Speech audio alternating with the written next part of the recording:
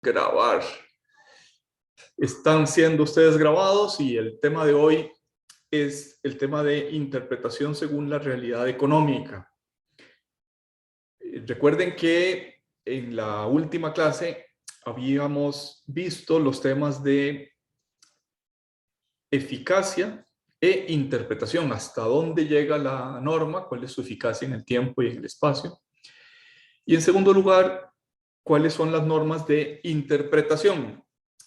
Y lo último que me parece que hemos dicho es un brevísimo repaso sobre las normas generales de interpretación del derecho, no los propios del derecho tributario, que son los que tienen que ver con el artículo 10 del Código Civil, el preámbulo al Código Civil costarricense, que a su vez es copia de, no recuerdo el numeral exacto, pero ha de ser los primeros artículos del Código Civil español, es copia literal.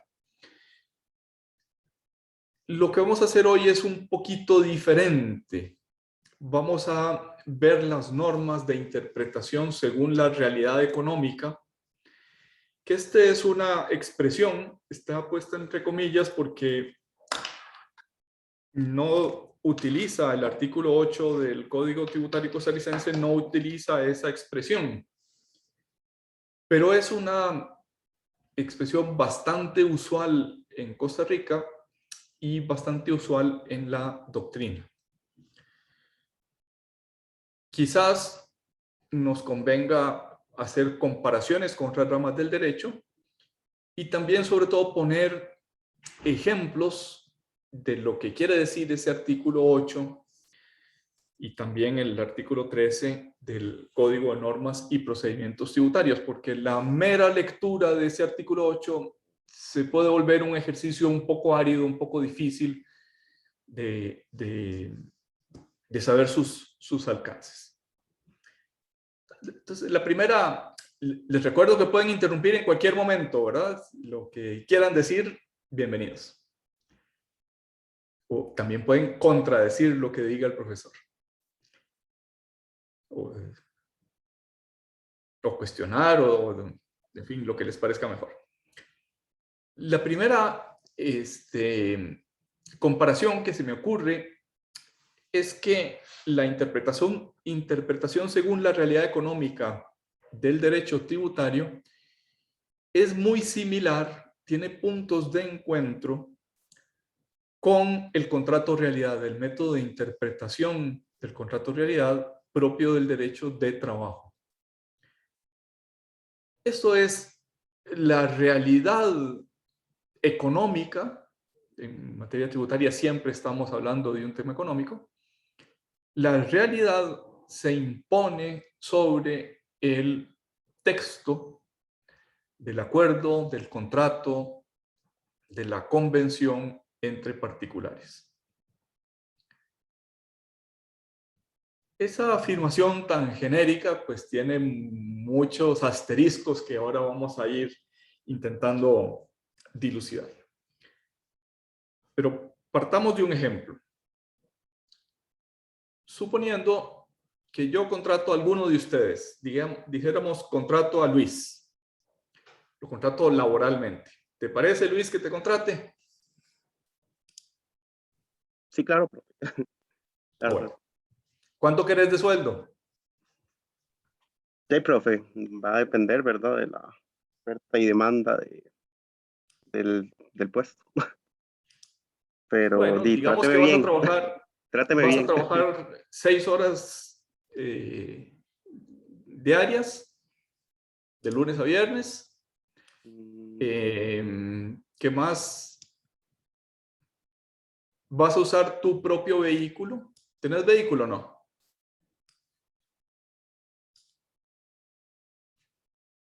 ¿Tenés vehículo, Luis? No, la verdad no, pero digamos que sí. Bueno, digamos que sí. Me gusta para el ejemplo. ¿Cuánto me dijiste que querías ganar por mes? Que no sé, profe, no sé, 800. 800. Y digamos así como hipotéticamente. Ok. Entonces supongamos que yo, patrono, que tengo cierto poder de disposición en ese contrato laboral con Luis, le digo, Luis, quedemos en lo siguiente, te voy a pagar 500 y te voy a pagar 300 en concepto de alquiler de tu vehículo. ¿Se entiende? En lugar de pagarte 800, que es lo que realmente acordamos, te voy a pagar 500, con eso te rebajo menos de la caja y no superas el mínimo de impuestos sobre la renta. Y por aparte te voy a pagar 300 por el alquiler de tu vehículo. La pregunta ¿es legítima esa contratación entre Luis y José María? ¿Qué opina Luis? Ya, profe. Tributariamente es una chanchada, ¿Por qué no pero estás poniendo tu vehículo a porque disposición del trabajo? sí, digamos, sí, es cierto. De acuerdo a lo que establezcamos en la negociación, el contrato y todo, puede ser, pero digamos, es como para no pagar el impuesto, entonces las intenciones están mal. Bueno, Pero, pero sí, ajá, sí, ajá. si lo ¿Si acordamos así, aceptas? ¿Si aceptas? ya, sí, me parecería que sí, súper bien por mí, porque no me rebajan ese otro porcentaje. Ok. Interpretación según la realidad económica quiere decir que más allá del contrato, que es perfectamente válido, que yo haga un contrato de alquiler con Luis, un contrato de alquiler del vehículo, en la realidad económica nuestra negociación fue o no fue una contratación laboral. Y eso vale para los efectos laborales y también vale para los efectos tributarios.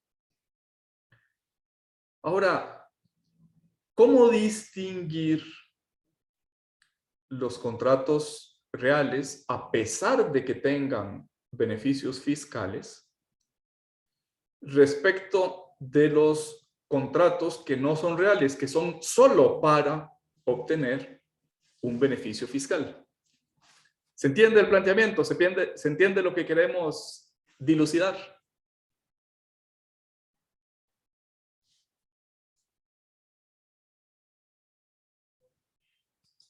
Sí, Supongamos profe. que sí. Sí, Ignacio, ibas a decir algo, perdón. No, que sí habíamos entendido. Bueno, al menos yo. Bueno, perfecto. Entonces, el método de interpretación según la realidad económica, ya les dije que esa expresión no está recogida en el realidad económica, no está recogida en nuestro código de normas y procedimientos tributarios. Si ustedes ponen googlear realidad económica en el texto del código, no aparece ningún resultado. No obstante, hay una serie de libertades interpretativas que el intérprete tributario puede tomarse a la hora de examinar los hechos y los contratos que cubren esos hechos, que son hechos generadores de algún tributo. Dice Alberto Tarsitano, que es un profesor argentino, ese método de interpretación según la realidad económica es el deseo de conectar el fin de la norma con su significación económica. Y parte de que cuando el legislador escoge un hecho de la realidad económica, perdón, un hecho de la realidad, quitémosle la económica en este momento, pretende grabarlo en la medida en que sea indicativo de capacidad económica. Es decir, en el caso de la relación laboral, entre Luis y José María, cuando escoge el salario, pretende que el salario es la medición adecuada, exacta de la capacidad contributiva de Luis. Y si Luis y yo acordamos modificar el índice o el indicativo de esa capacidad contributiva y decimos, no, salario solo 500 y 300 van a ser alquileres, estamos de alguna manera burlando la intención, el fin de la norma perseguido por el legislador. Estamos adentrándonos a materia que es bastante compleja, bastante difícil de distinguir las peras de las manzanas. Por tanto, el legislador pretende reaccionar a esas negociaciones entre los sujetos particulares para que no se quiten del tiro, por decirlo poco jurídicamente, del hecho generador de la obligación tributaria. Y ahí hay distintas teorías. Una primera teoría es la teoría de la causa del negocio jurídico. Entre Luis y José María, ¿cuál es la causa de que yo le alquile ese vehículo? Pues no es otra más que el contrato laboral. Porque si Luis no fuera mi empleado, yo no le alquilaría el vehículo. ¿Se entendió el razonamiento? Si Luis no fuera mi empleado, yo no le alquilaría el vehículo, no le pagaría por el vehículo. Ahora, aún con eso, en esta materia no podemos hacer afirmaciones tajantes. Aún con eso, ustedes verán que con frecuencia se contratan, por ejemplo, se contratan mensajeros con moto. Tenga moto propia. ¿Por qué? Porque el riesgo de la motocicleta, el riesgo del seguro, de los accidentes, etcétera, no quiere tomarlo el patrón, no quiere que ese riesgo siga siendo del empleado. Y por tanto le reconoce al empleado, le reconoce depreciación, le reconoce combustible, le reconoce kilometraje, y eso no parece que sea una burla del principio de capacidad económica que quiso grabar el legislador. Pero una primera forma de abordar este fenómeno, cuando se disocia el fin de la norma de su significado económico, es buscar la causa del negocio jurídico. ¿Por qué este negocio jurídico es de esta manera y no de otra? Ejemplo. Yo no quiero pagar el impuesto de traspaso del vehículo y no quiero, permítanme la expresión, comerme la depreciación a 10 años del vehículo que utilizo en mi actividad económica. O sea, si, por decir algo, yo compro un vehículo que vale $50,000 nuevo, eso significa que si lo deprecio de acuerdo con la ley del impuesto sobre la renta, llevo al gasto el 10% anual durante 10 años. O sea, $5,000 anuales durante 10 años. En lugar de eso, contrato con una empresa que se dedica a alquilar vehículos, a hacer un leasing, y le digo, bueno, pues yo te pago el alquiler. El pago del alquiler es deducible. No deduzco $5,000 mensuales de depreciación, sino que deduzco el monto del alquiler, que para que eso tenga sentido debe ser superior a $5,000 anuales.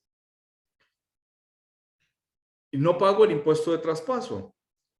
Y dentro de 5 años, el vehículo o se le vende por parte de la arrendadora a un tercero y me dan un vehículo nuevo que lo vuelvo a alquilar, o me dan la opción de comprar ese vehículo por el monto remanente, lo que no se hubiera pagado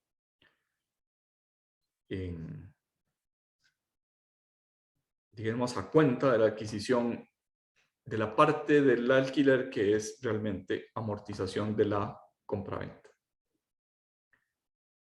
Entonces, ¿cómo reacciona el derecho? ¿Qué puede hacer el derecho frente a este tipo de normas?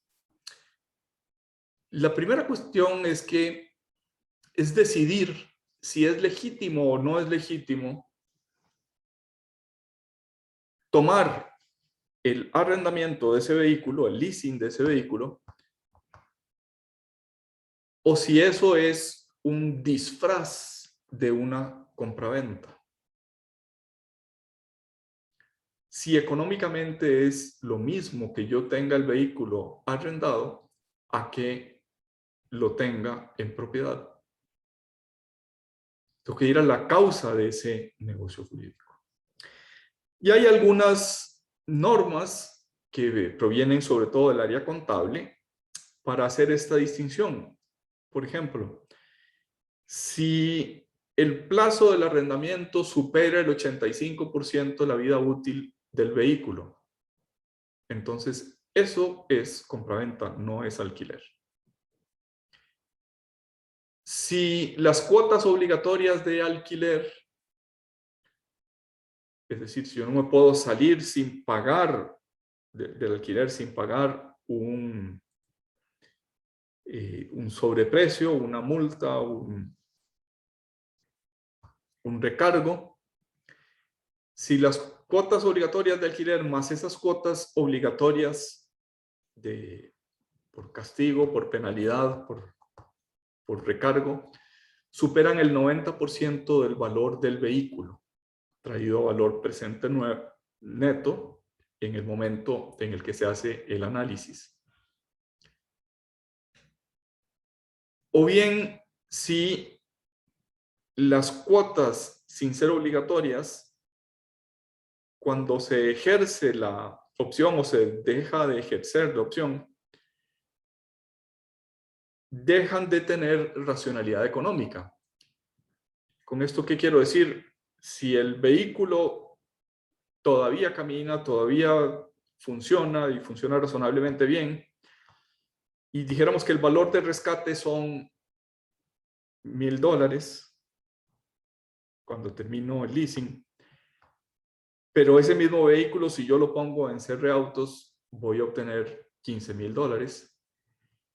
Es económicamente irracional el que yo no ejerza esa opción de comprar el vehículo. ¿Se entendió mi ejemplo o mi ejemplo resultó muy complicado?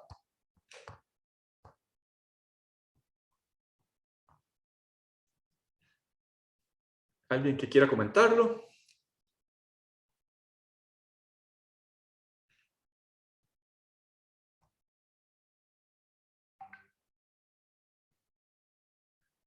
Bueno, parece que hay pocos comentaristas el día de hoy. Vamos a seguir adelante. Entonces, en esta materia, recuerden que estamos intentando acercarnos al artículo 8 del Código de Normas y Procedimientos Tributarios.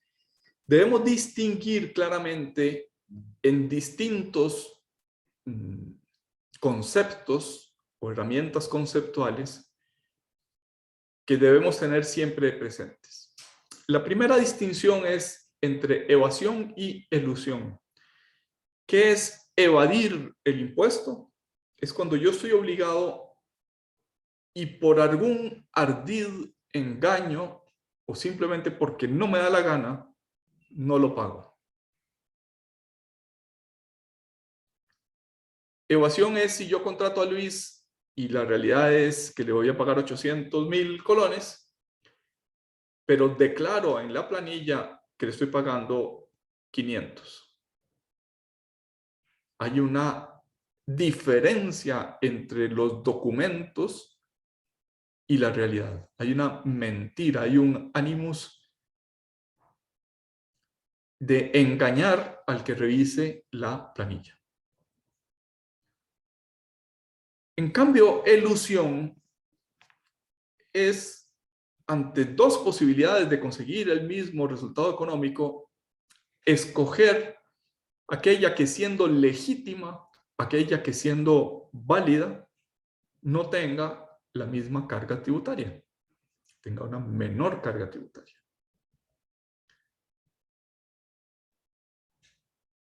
Y hay muchísimos ejemplos de esto.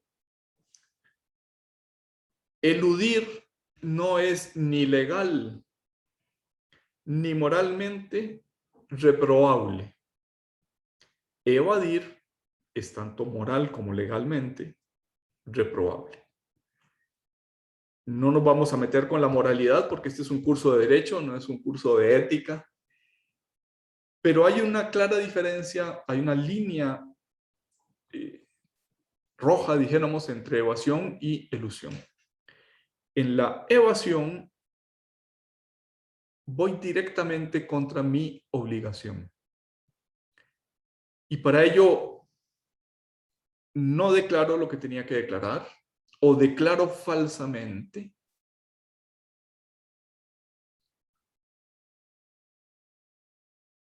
O incluyo en mi declaración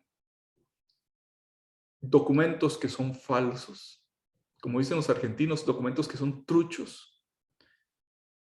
A mí me tocó ver una vez, ¿alguno de ustedes se acuerda de la trocha? Ese escándalo del gobierno de doña Laura Chinchilla, dijéramos, ese camino artesanal que iba bordeando el río San Juan por la margen sur del río San Juan, en el cual pues había que hacer unos puentes y en lugar de hacer unos puentes se hicieron, se ponía un contenedor y se pasaba la carretera por encima y se cobraba como si se hubiera hecho el puente. Eso es evadir. Cobrar como si se hizo el puente, pero declarar, o sea, haber incurrido en menores costos y haber declarado costos mayores que no se incurrieron. Y decía que me tocó ver el caso de una gasolinera a la cual le habían gemeleado, es la expresión que se utilizaba, las facturas que emitía. Emitía facturas y las personas que estaban haciendo la trocha las tenían gemeleadas, o sea, la factura real era por 10,000 y la factura gemeleada era por 50,000. Y formal y externamente era muy difícil distinguir la realidad de las facturas gemeleadas. Aquello evidentemente era evasión, porque lo que se pretendía era no pagar el impuesto correspondiente por la vía de declarar unos gastos mayores a los que correspondían. Antes hablamos del caso de alquiler versus compraventa. Puede haber motivos razonables para alquilar en lugar de comprar.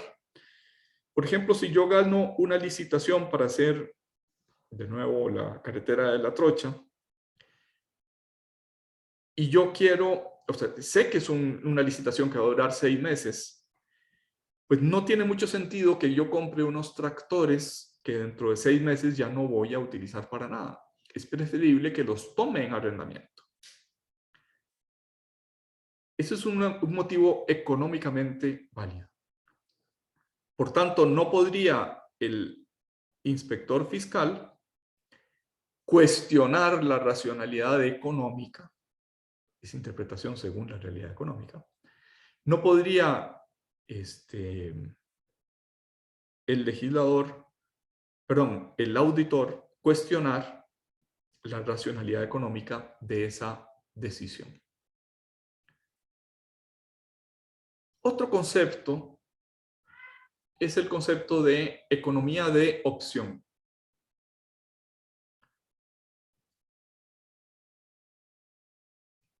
En las opciones, cuando yo tengo varias alternativas, hay algunas que pueden tener menores costos tributarios que otros.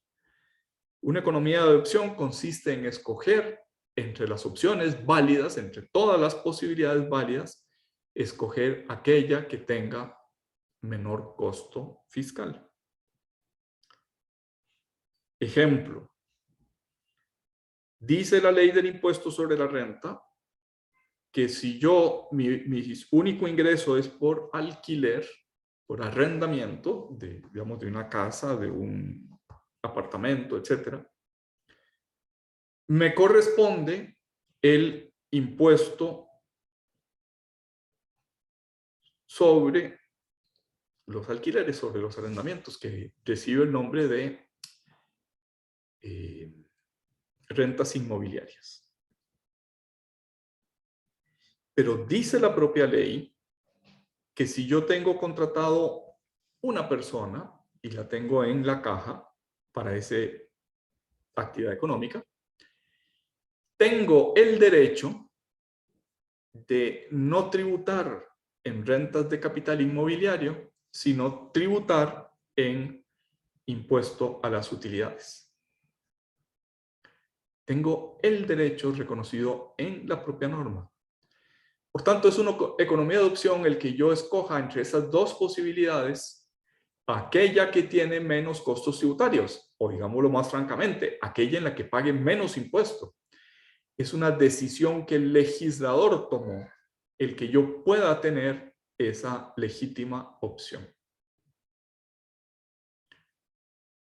En tiempos más recientes se ha empezado a hablar en el contexto internacional de planificación fiscal agresiva. Es decir, de buscar normas de ilusión y normas de economía de opción de tal manera que termine pagando desproporcionadamente menos que lo que se pretende en una legislación tributaria determinada. Este es un concepto que no está completamente claro. Planificación fiscal agresiva es un concepto poco jurídico. No tiene sus perfiles perfectamente dibujados con nitidez. Se refiere a fenómenos como el de algunas compañías multinacionales del sector tecnológico, Apple,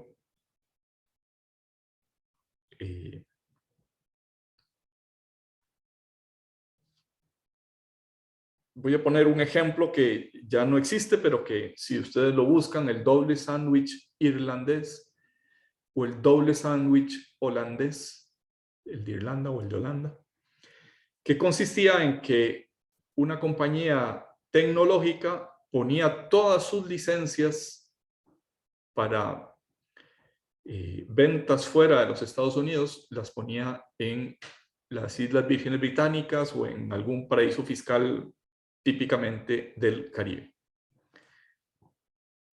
Y el doble sándwich irlandés es que, dijéramos, las ventas en Gran Bretaña de Apple le pagaban a la casa matriz de las ventas en Europa, que por ejemplo estaba en Irlanda. Irlanda le pagaba a su titular de la propiedad intelectual para ventas fuera de los Estados Unidos, que estaba en las Islas Vírgenes Británicas, y las Islas Vírgenes Británicas distribuían dividendos a una compañía irlandesa.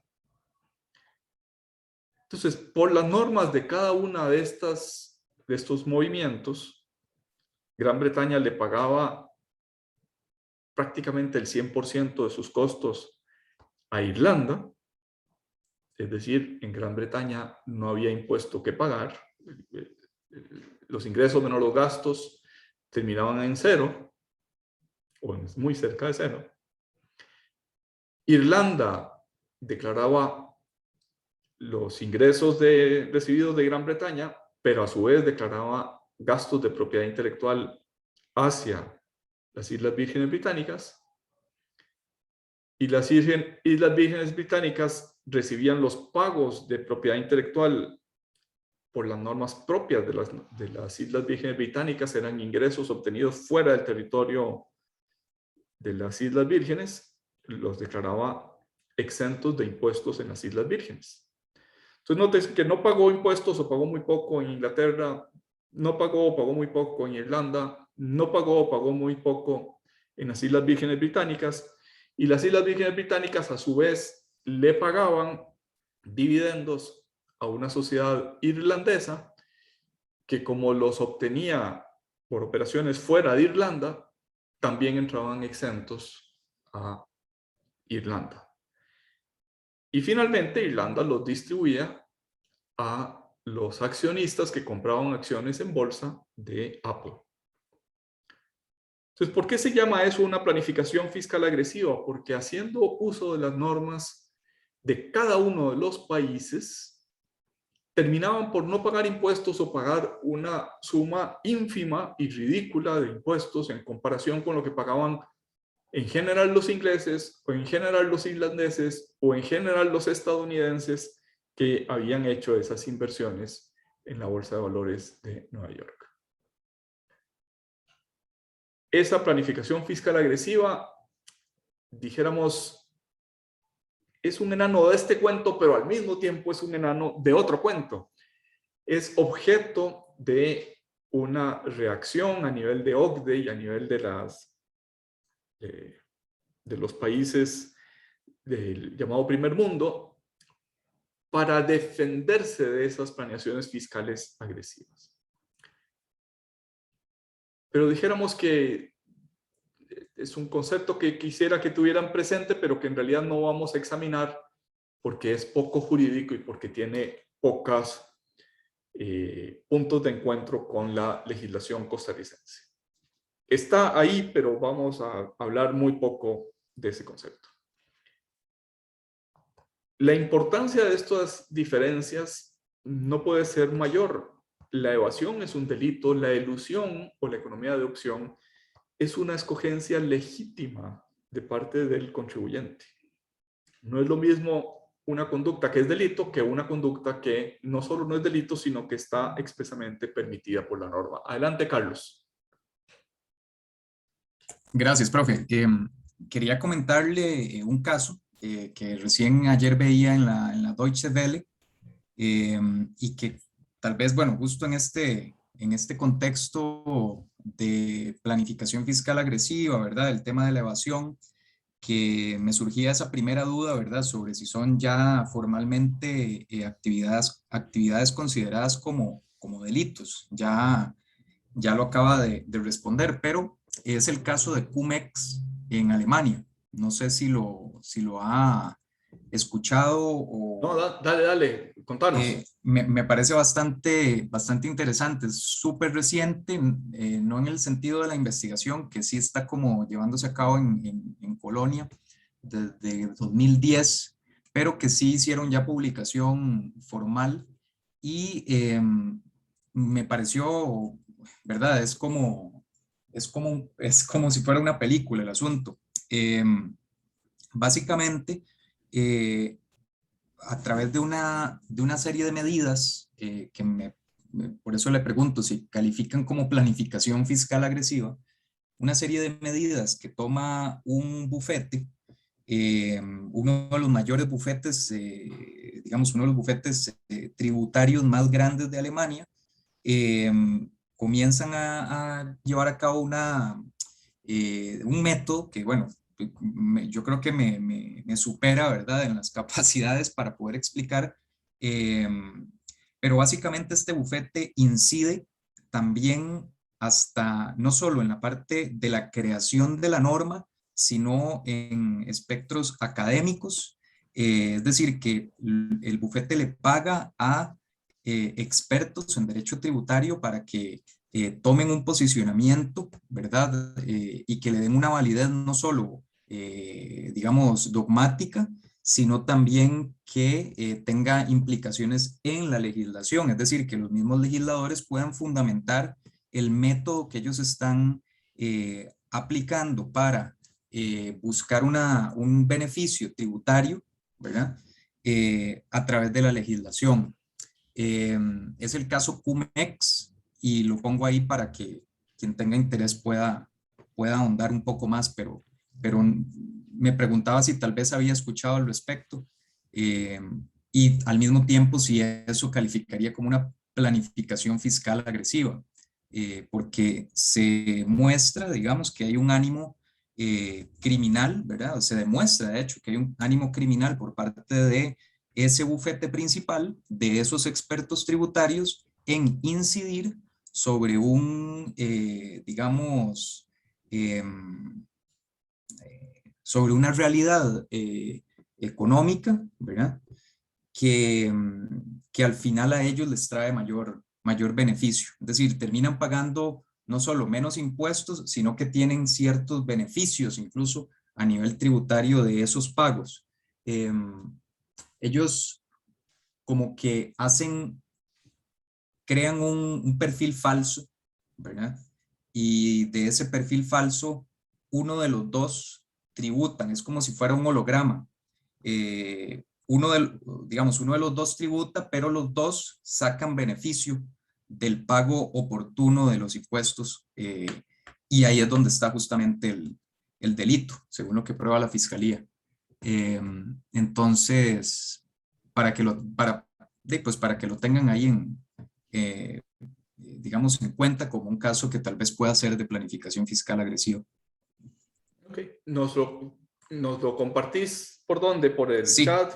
voy a pasarles el documental en el chat, si les parece. Perfecto, muchas gracias. Claro. Pues obviamente no conozco esto que está hablando Carlos.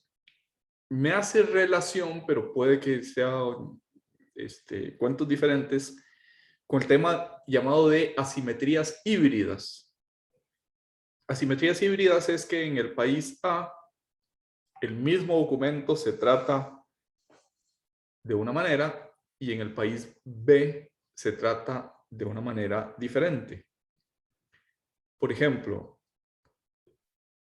Austria le presta, la casa matriz austríaca le presta dinero a su subsidiaria en Francia. Y a cargo de eso, Francia le emite unas acciones preferenciales cuya preferencia es el pago de los intereses.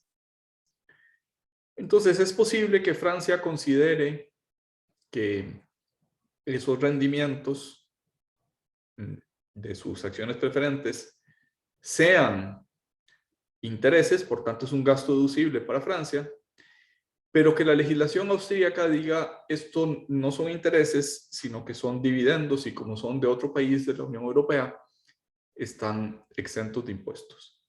Entonces se produce una asimetría en el tratamiento entre la legislación francesa y la legislación austríaca, porque los franceses le dan carácter de gasto deducible y los austríacos no le dan carácter de ingreso gravable, sino de ingreso exento de impuestos. ¿Cuál es la asimetría? Que Francia los considera préstamos, mientras que Suiza lo considera inversión de capital, es decir, acciones. En el caso que me parece es el que comenta Carlos, lo que sucede es una asimetría híbrida un poquito más elaborada y un poquito diferente, que es que las acciones se venden con un pacto de retroventa que puede ser inmediato o puede ser muy pronto. Y entonces la legislación del país A, supongamos Alemania, considera que el rendimiento es del accionista que compró las acciones en el país B, dijéramos Holanda, mientras que el país B considera que el rendimiento, es decir, los dividendos que iba a pagar esa acción, pertenecen al país A, es decir, Alemania, y no al país B. Y como efecto de eso, terminan no pagando impuestos ni en Alemania ni en Holanda. Alemania los considera holandeses y Holanda los considera alemanes.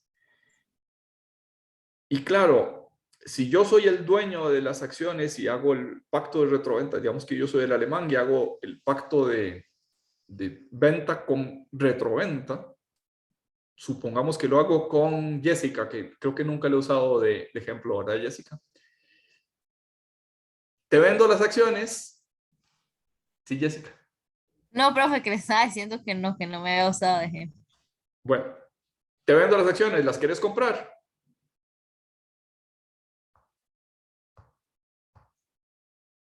Supongamos que valen $100,000 y que tenés los $100,000. Y yo que estoy en Alemania, te vendo las acciones, pero con pacto, con obligación de retroventa. Me las tenés que vender de vuelta. Dentro de 5 días, pactamos el precio. Yo te las compro en $105,000 y vos me pagaste $100,000. O sea, por esa operación te ganaste $5,000. Pero ambos nos ahorramos el impuesto alemán a los dividendos, supongamos que el 15%, y el impuesto costarricense a los dividendos, supongamos que el 15%. Entonces es un negocio ganar-ganar para todos y perder-perder para los fiscos concernidos de Alemania y de Costa Rica.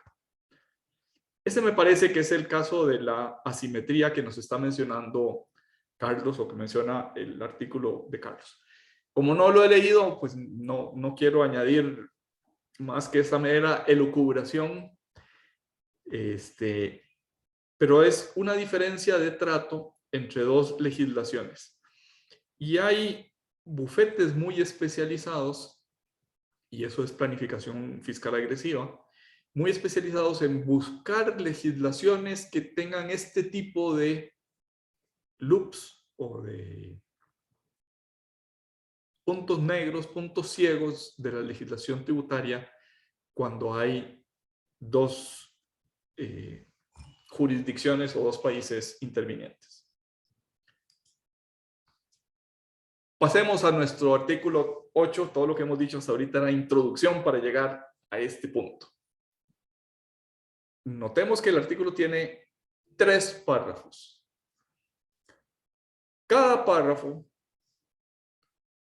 cada uno de ellos, tiene sus propias consecuencias. Todo el artículo 8 suele denominarse en la jerga usual en el medio interpretación según la realidad económica, pero noten que esa frase, según la realidad económica, no está ni en el acápite ni en el texto del artículo. Es una interpretación de la norma que regula el hecho generador. ¿Cómo se interpreta esa norma? Para saber cuáles son sus consecuencias. La primera afirmación: cuando la norma relativa al hecho generador se refiere a situaciones definidas por otras ramas jurídicas, sin remitirse ni apartarse expresamente de ellas, el intérprete puede asignarle el significado que más se adapte a la realidad considerada por la ley al crear el tributo. Ejemplo: el legislador crea el impuesto al salario. ¿Dónde está definido el salario? Jessica. Perdón, profe, es que se me corta mucho el internet.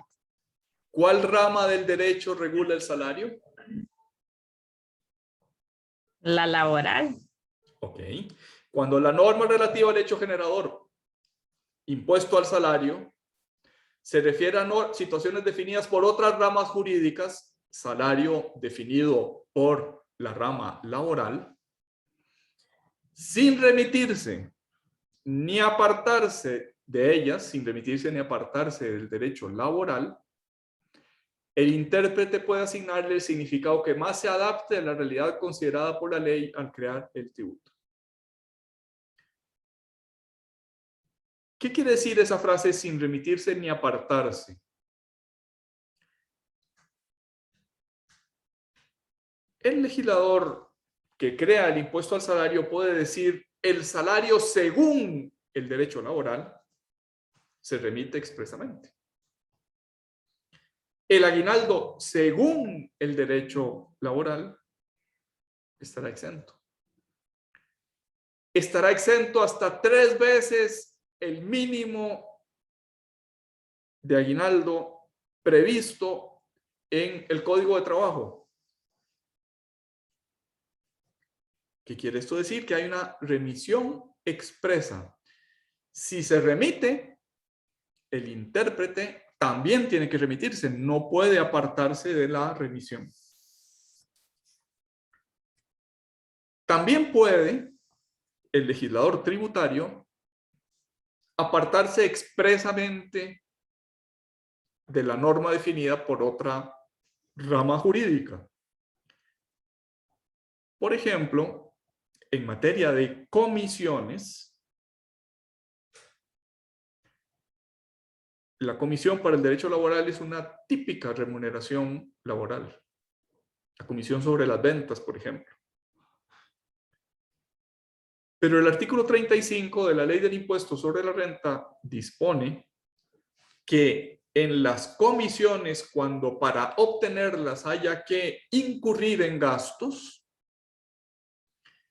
no se rigen por el título segundo de la Ley del Impuesto de la Renta, que regula el impuesto al salario, sino que se rigen por el impuesto a las utilidades, que regula las circunstancias o regula los ingresos fuera de la relación laboral.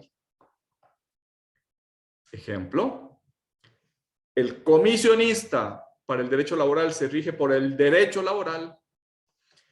El comisionista, cuando para obtener las comisiones incurre en gastos, no se rige por el impuesto que grava lo laboral, sino por el impuesto que grava las utilidades, que grava las actividades mercantiles o profesionales.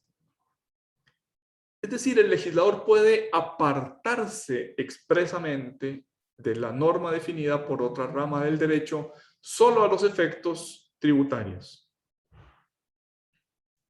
¿Se entendió mi ejemplo o no se entendió mi ejemplo? ¿Lo puedo preguntar en el examen o no lo puedo preguntar en el examen? Yo sí entendí, profe. Gracias, Jessica. ¿Alguno que no? ¿O seguimos adelante? Yo también lo entendí, profe, pero mejor no lo pregunte. Bueno, intentaremos ser benévolos en el examen. Gracias. O sea, el legislador tributario puede remitirse expresamente, puede apartarse expresamente, o puede simplemente aludir a algo sin remitirse ni apartarse.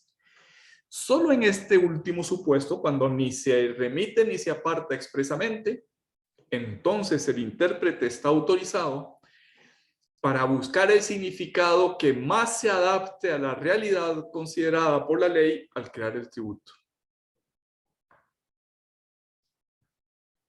Adapte a la realidad, interpretación según la realidad económica. Segunda frase del artículo, segundo párrafo. Las formas jurídicas adoptadas por los contribuyentes no obligan al intérprete, quien puede atribuir a las situaciones y actos ocurridos una significación acorde con los hechos, cuando de la ley tributaria surja que el hecho generador de la respectiva obligación fue definido atendiendo a la realidad y no a la forma jurídica. ¿Qué son las formas jurídicas? Es el contrato, es el recibo, es el documento en el cual se hace constar la realidad. Si yo digo a Luis, tengo un contrato de alquiler con Luis, de alquiler de su vehículo para que Luis trabaje para mí, esa forma jurídica, alquiler, no obliga al intérprete tributario, no obliga al auditor de la administración a entender que ese contrato de alquiler es de alquiler. Puede decir, puede recalificarlo diciendo, no, este contrato no es de alquiler, sino que es una forma de encubrir un salario. Le puede atribuir a las situaciones y actos ocurridos una significación acorde con los hechos. El auditor fiscal podría decir, le paga todos los meses la misma suma. Sale la misma fecha en la que sale la planilla. Se lo paga indiferentemente del kilometraje. Se lo paga indiferentemente de si ese mes trabajó en la oficina o si hizo teletrabajo sin utilizar el vehículo. Es decir, acorde con los hechos, acorde con la realidad. Cuando el hecho generador era la remuneración laboral. Ese hecho generador no fue definido por la forma jurídica, fue definido por la realidad. El tercer párrafo, preguntas, dudas, aclaraciones hasta ahorita.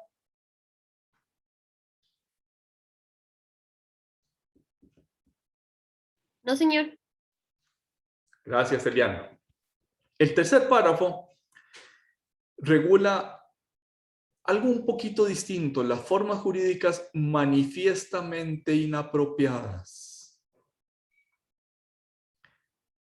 En la economía de opción habíamos visto que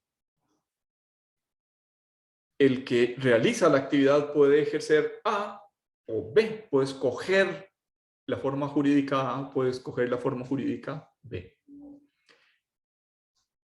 Pero cuando la forma sea manifiestamente inapropiada, entonces el intérprete puede prescindir de esa forma inapropiada.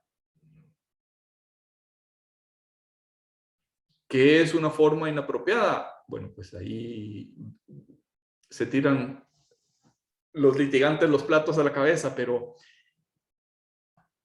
dijéramos que es aquella que no es connatural, que aquella que es artificiosa, aquella que no escogería a no ser que tenga una disminución de la cuantía de la obligación tributaria. Manifiestamente inapropiada, utilizaría cualquier otra, pero escojo esa porque tiene menos costos tributarios.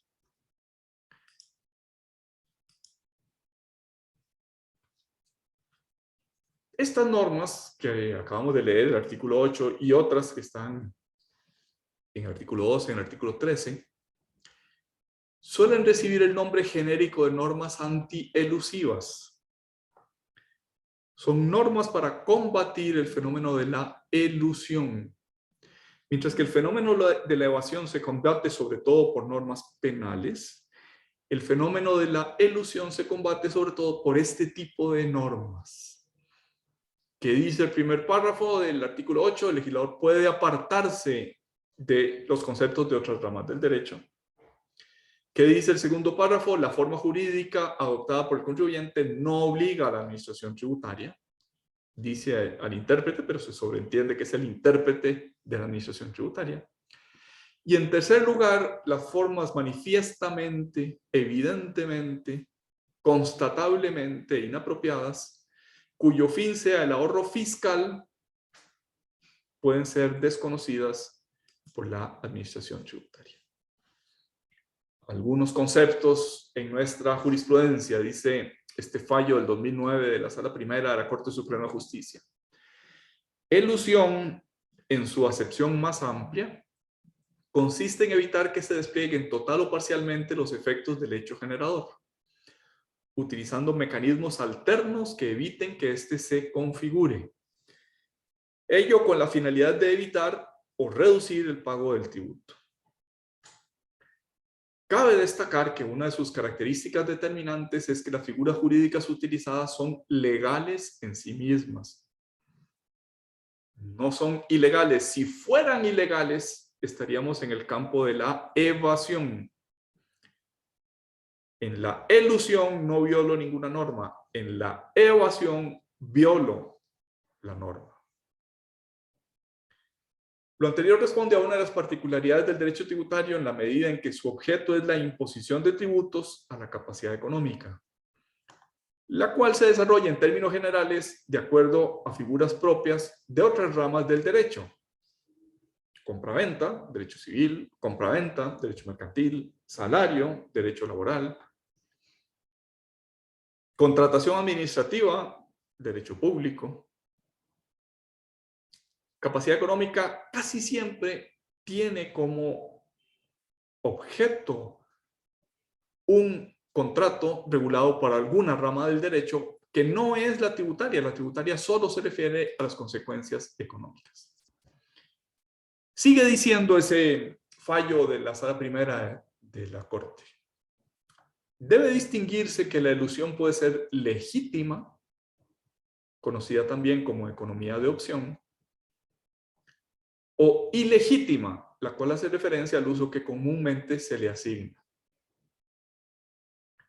La primera, es decir, la economía de opción o elusión legítima, se da cuando el precepto tributario, ya sea porque lo dispone de forma expresa o bien ante la existencia de un supuesto de no sujeción, genera en el contribuyente la posibilidad de elegir entre distintas vías para estructurar la actividad o para generar una renta, lo que deriva en consecuencia en un ahorro tributario.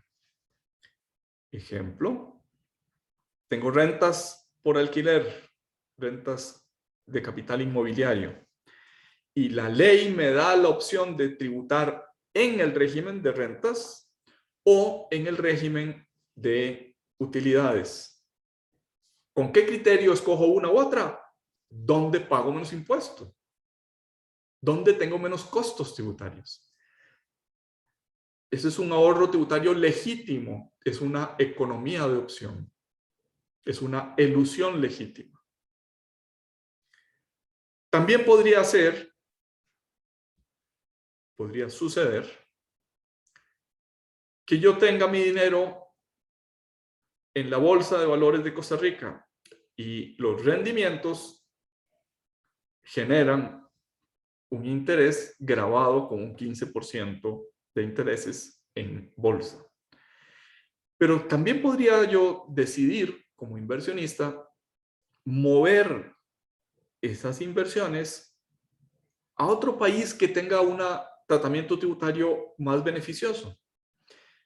Supongamos, realmente no lo sé, que la Bolsa de Valores de Nueva York, en lugar de cobrarme el 15%, me cobre el 10%. Entonces, es una economía de opción el que yo invierta o en Costa Rica o en la Bolsa de Valores de Nueva York, y puede ser que escoja con el único criterio de obtener un ahorro tributario. Pero eso es legítimo en la medida en que no estoy haciendo uso de formas jurídicas artificiales. En la medida en que no estoy haciendo uso de formas jurídicas impropias. Sigue la Sala Primera. La elusión ilegítima se refiere a aquellos casos en que la reducción o la abstracción se da como consecuencia de un uso indebido o erróneo de los instrumentos jurídicos que dispone el ordenamiento, lo cual se puede manifestar mediante un abuso de las formas o un fraude de ley. Estos dos últimos conceptos, abuso de las formas, fraude de ley, son conceptos generales del derecho, no son propios del derecho tributario. De hecho, el Código Civil tiene normas sobre el fraude de ley. Y el abuso de las formas es las formas manifiestamente inapropiadas del final del artículo 8 que leímos. Dice, perdón por la cita tan larga de la Sala Primera, continúa la Sala Primera en el mismo fallo. En estos casos, es decir, abuso de formas o fraude de ley, el sujeto pasivo suscribe una serie de actos que, analizados en forma independiente, resultan lícitos, válidos y eficaces, pero que, analizados desde el punto de vista material, en su conjunto y en su materialidad, tienen por finalidad omitir la aplicación de aquella norma jurídica que regula la relación jurídico-tributaria. Aquella norma jurídica que establece el hecho generador. Resultado de lo anterior, frente a una situación como la comentada, lo procedente no es la nulidad del acto, sino por el contrario, su inoponibilidad desde el punto de vista tributario. no se puede oponer al legislador ese abuso de formas, ese fraude de ley, sino que el operador jurídico, el intérprete, la administración tributaria a la que no se le puede oponer, está obligada a ir a la norma que se pretendió defraudar con el fraude de ley. Es decir, la consecuencia es desconocer la norma de cobertura y aplicar la norma eludida, la norma que se pretendió evitar. Si el legislador descubre que mi contrato con Luis era en fraude de ley, si firmamos el contrato de alquiler solo para defraudar el impuesto al salario, entonces el auditor, el intérprete tributario, no va a desconocer la existencia de ese pago. Lo va a recalificar, va a decir esto no es alquiler, sino que esto es salario. Aplica la norma que se pretendió evitar. El artículo 8 del Código Tributario suele recibir el nombre de cláusula antiabuso general. Es una norma genérica, general. También el nombre de criterio de la realidad económica o interpretación según la realidad económica. Y en la legislación internacional, en la doctrina internacional, también se le llama de estándar mínimo. Es de las primeras normas que históricamente aparecieron para combatir la elusión. El artículo 13 del Código de Normas y Procedimientos Tributarios, que en los procesos de litigio suelen citarse juntos, el 8 y el 13. No son idénticos. Dicen cosas diferentes, pero suelen citarse juntas. Dice el artículo 13, la obligación tributaria no se afecta por circunstancias relativas a la validez de los actos o a la naturaleza del objeto perseguido por las partes, ni por los efectos de los hechos o actos grabados que los hechos o actos grabados tengan en otras ramas del derecho positivo costarricense. Evidentemente no se trata de que el intérprete pueda desconocer en general un contrato o un acto grabado.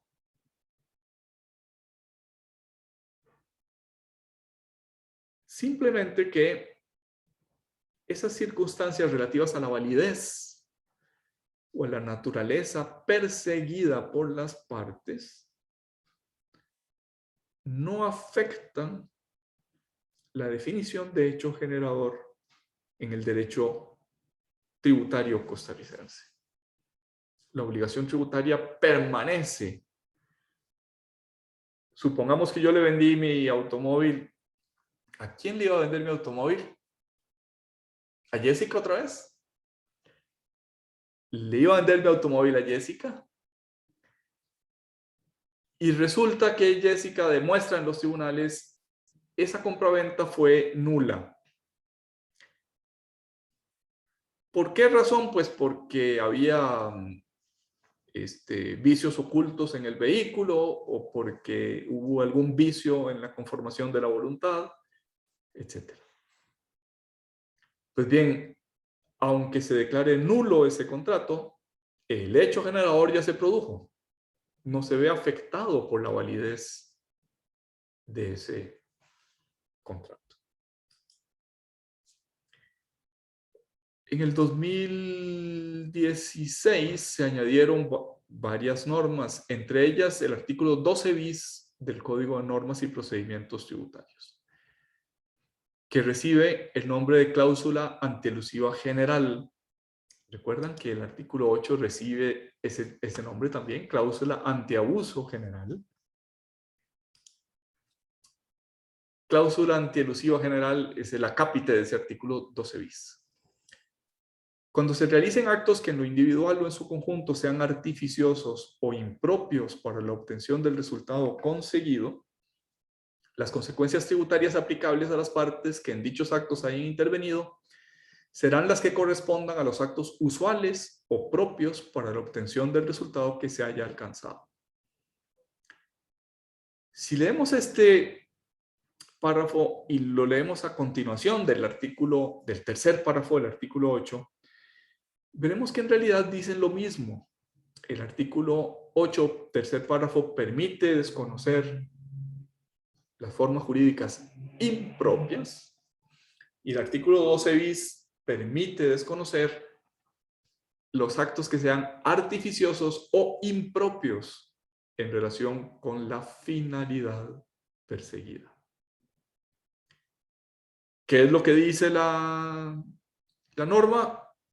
Cuando esto suceda, cuando se descubre y se prueba la artificiosidad o la impropiedad de las actuaciones, entonces se desconoce la norma de cobertura, la norma impropia, y se aplica la norma propia, la norma no artificiosa, la norma que hubiera sido usual para obtener ese resultado.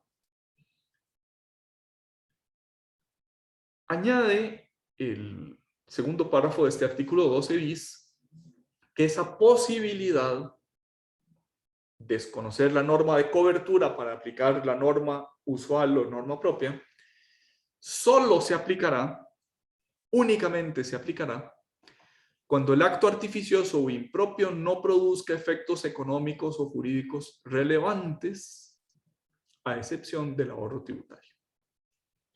Solo cuando hay ahorro tributario y no hay otros efectos jurídicos relevantes, entonces es cuando se puede desconocer la norma de cobertura y aplicar la norma eludida.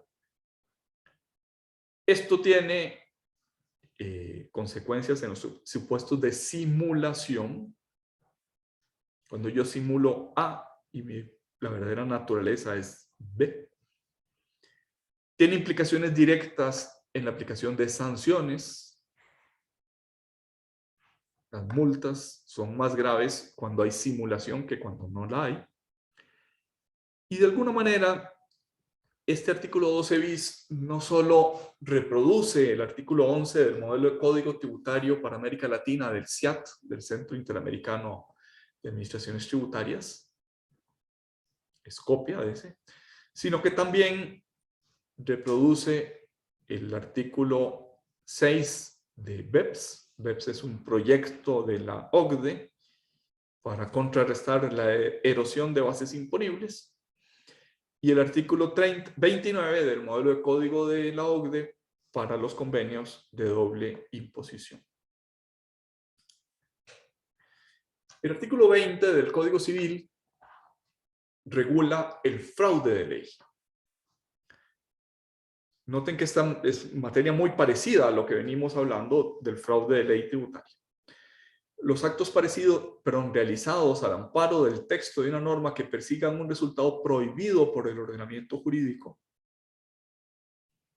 o contrario a ese ordenamiento, se considerarán ejecutados en fraude de ley y no impedirán la debida aplicación de la norma que se hubiere tratado de eludir. El resultado está prohibido, pero para conseguir ese resultado hago otro acto con otra norma de cobertura y la reacción del ordenamiento no es una nulidad completa del acto o contrato, sino la aplicación de la norma que se quiso eludir. Echamos para atrás la norma que se quiso eludir con ese artificio es la norma que se aplica. Si el resultado era prohibido, pues obviamente se anula esa norma. ¿Qué problemas hay en Costa Rica con estas normas que venimos hablando? La primera de ellas, muy frecuente, desconocer las formas jurídicas sin motivar en qué consiste el abuso o la simulación. Es decir, sin motivación, que es uno de los elementos del acto administrativo. Desconozco la forma, ¿por qué? Pues porque me parece que ese contrato entre Luis y José María no es de alquiler, sino que es de relación laboral. Bueno, pero ¿por qué? Motíveme en qué consistió el abuso, en cuál fue la simulación. O sea, ¿realmente Luis utilizó su vehículo o no lo utilizó en el trabajo? ¿Realmente era necesario para el trabajo el que Luis utilizara su vehículo? ¿Era de él el vehículo y realmente lo utilizaba para el patrono o no?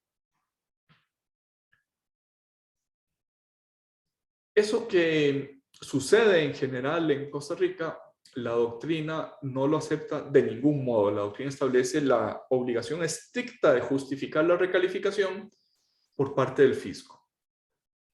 O sea, esto es alquiler por estas y estas razones.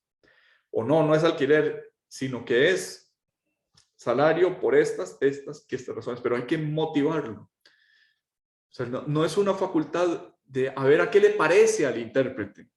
No, el intérprete tiene que hacer un razonamiento y tiene que probar, motivar el acto de recalificación, que es un acto administrativo. Otro vicio en Costa Rica es la aplicación de estas normas solo si favorece al fisco. Y la realidad es que la realidad económica puede favorecer al fisco o puede favorecer al interesado. Podría suceder que la norma de cobertura sea más gravosa que la norma que se pretendía eludir. Y por tanto, si yo hago esa operación intelectiva, debería sacar las consecuencias de la norma encubierta, aunque no favorezca al fisco, es decir, aunque no tenga un trato favorable tributario para el contribuyente. Otro vicio frecuente en Costa Rica es el tratamiento de las entidades vinculadas, que por el solo hecho de estar vinculadas, si la empresa A es la dueña de B, por el solo hecho de estar vinculadas, se interpreta maliciosamente que aquello es dañino, que aquello le produce daño al fisco. Y eso no necesariamente es así. Hay que motivar en qué consiste el daño, en qué consiste el abuso, en qué consiste la simulación.